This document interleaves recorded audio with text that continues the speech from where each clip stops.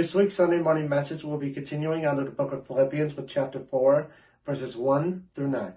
Therefore, my beloved and longed-for brethren, my joy and crown, so stand fast in the Lord, beloved. I implore Euodia and I implore Syntyche to be of the same mind in the Lord.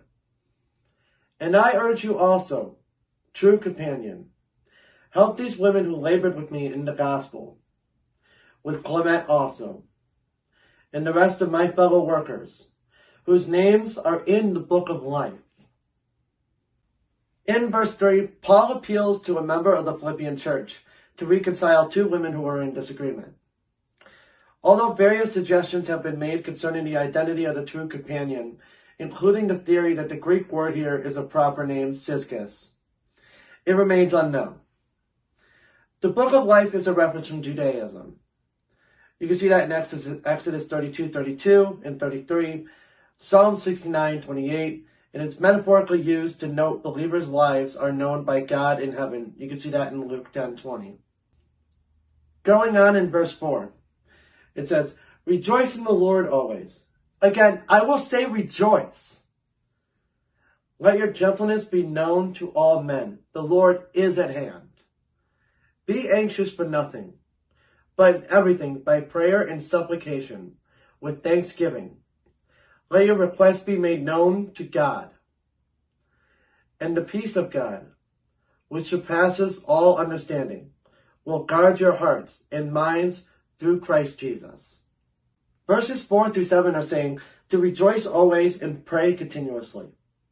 Consciously practice responding to various circumstances with joy and prayer instead of anxiety and worry. Ask the Lord to help you.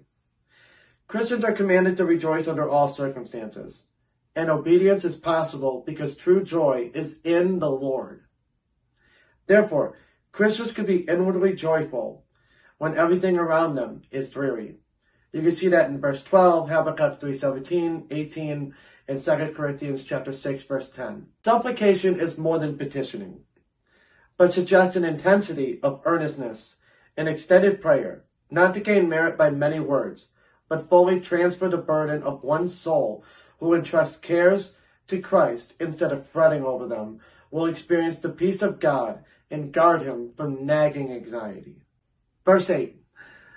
Finally, brethren, whatever things are true, whatever things are noble, whatever things are just, whatever things are pure, whatever things are lovely, whatever things are of good report, if there is any virtue, and if there is anything praiseworthy, meditate on these things. The things which you learned and received and heard and saw in me, these do, and the God of peace will be with you. Learn to control your thought life. Practice focusing your thoughts on things that are pure, lovely, virtuous, and praiseworthy. Character and conduct begin in the mind. The things we dwell on in our thoughts affect our actions.